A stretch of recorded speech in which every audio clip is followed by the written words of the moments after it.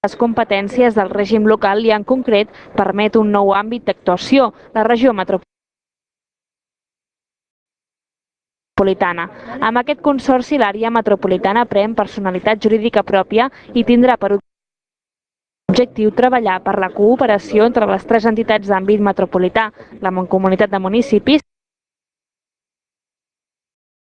l'entitat metropolitana del transport i l'entitat del medi ambient. No ens en sortirem per separat en la lluita contra la crisi. Per tant, haurem d'estar junts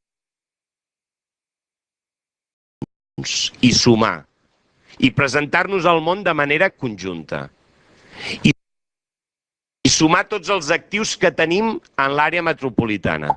Una de les funcions d'aquest nou òrgan serà la de mediador amb altres administracions que actuen al territori, com l'Estat, la Generalitat, la Diputació de Barcelona o els Consells Comarcals.